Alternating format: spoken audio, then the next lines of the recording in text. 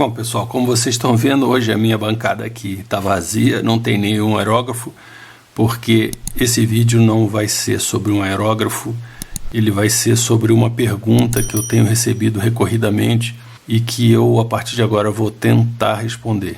E a pergunta é: qual aerógrafo eu devo comprar? Isso eu tenho recebido essa pergunta de várias pessoas. E como dizem lá os americanos, essa é aquela pergunta de $1 milhão, porque na verdade não tem resposta para isso.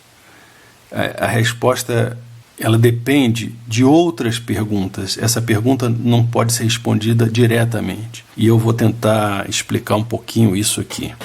Se você vai comprar um aerógrafo, vai escolher um aerógrafo, a primeira coisa que você precisa fazer é uma listinha de perguntas. E a última pergunta que você vai fazer é qual aerógrafo você vai comprar.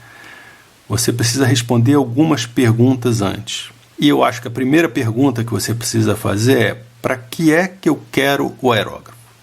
O que eu vou fazer com ele?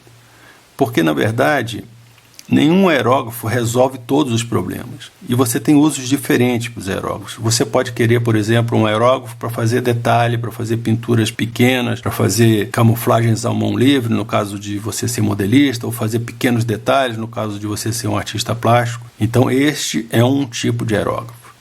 Você pode precisar de um aerógrafo para fazer coberturas maiores, para colocar primer numa peça, para fazer pinturas de áreas grandes, e esse aí já é outro tipo de aerógrafo. Então a primeira pergunta é: para que é que eu quero o aerógrafo? Uma vez que você defina isso, você já começou a estreitar aí a sua gama de escolha. E aí a segunda pergunta é: quanto eu posso pagar?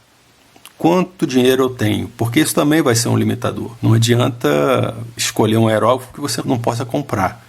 Então a segunda pergunta é: quanto eu posso gastar? Qual é a minha meta? O que eu pretendo gastar com o aerógrafo? E em seguida você precisa ver que não é só o custo do aerógrafo. Você tem que dar uma olhada também no custo das peças de reposição, principalmente no bico, que é uma peça em alguns aerógrafos muito cara. Um aerógrafo Iwata, por exemplo, um bico dele pode chegar a custar $35 só o bico, mais o frete que você vai ter que pagar. Então você também precisa considerar não só o custo do equipamento, mas também o custo das peças de reposição.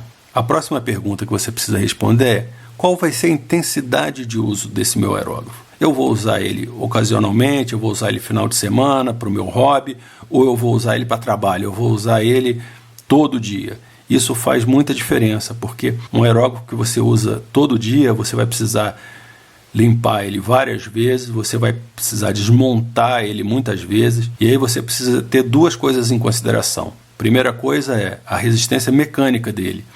Se ele aguenta ser montado e desmontado, porque você sabe que cada vez que você monta e desmonta o aerógrafo, você causa desgaste nas peças. Então, quanto melhor for o acabamento, principalmente das roscas, menos problema você vai ter com constantes montagens e desmontagens. Outra consideração é qual é a facilidade que eu tenho de desmontar e limpar o aerógrafo. A gente já viu aqui que tem aerógrafos que tem bico muito pequenininho com rosca e é sempre um problema ficar mexendo nisso. Outros aerógrafos, o bico é maior, é mais fácil de limpar, eles não têm rosca, são só de encaixe. Então, isso aí já é outra consideração a fazer. Se você tem um uso muito intenso, você precisa de um aerógrafo fácil de montar e desmontar e resistente. E de fácil limpeza também. Outra consideração, ou melhor, outra pergunta que você precisa fazer é: esse aerógrafo é versátil?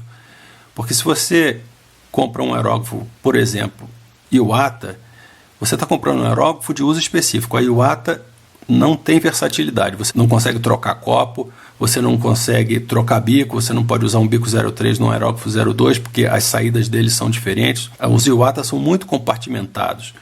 Enquanto que outros aerógrafos, como o Grex, por exemplo, que a gente viu no último vídeo que eu fiz, ele é totalmente versátil. Você pode sair do bico 02 até o bico 07 e ainda tem peça para fazer leque.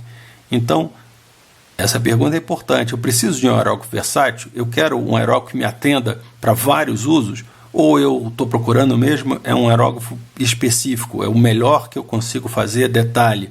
Ou o melhor que eu consigo fazer cobertura de grandes áreas? Essa é também uma pergunta importante.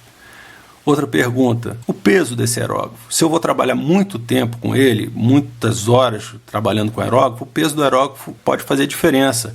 Ele vai te dar mais conforto, ele vai te dar menos cansaço. É uma pergunta importante a fazer. Outra pergunta que está ligada à versatilidade é o tamanho do copo. Tem alguns aerógrafos, como a gente já viu, que tem vários copos, você pode ficar trocando, mas tem outros que não tem como trocar o copo, ele vem com um copo fixo. Então é uma coisa que você precisa pensar também.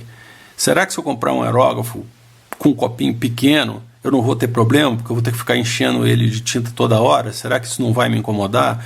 Eu preciso de cobrir superfícies um pouco maiores, um copinho pequeno não vai ser solução para mim? Então, o tamanho do copo também é uma pergunta que precisa ser respondida. Qual é o tamanho do copo que eu preciso? E uma vez que você responda a todas essas perguntas, aí você vai para a pergunta que é o objeto desse vídeo: qual é o aerógrafo que eu vou comprar? Eu vou tentar ajudar, dentro da minha experiência limitada, a dar algumas respostas para isso. Eu vou separar o assunto em 3 vídeos diferentes, falando de aerógrafos para detalhe, falando de aerógrafos para uso mais geral e falando finalmente de aerógrafos que são muito versáteis, que são capazes de atender várias necessidades ao mesmo tempo. E tentar apontar qual é, dentro da minha experiência, que é limitada, porque eu não conheço todos os aerógrafos, eu não testei todos os aerógrafos do mundo, eu testei esses que a gente tem visto aqui nos vídeos, mas dentro da minha capacidade de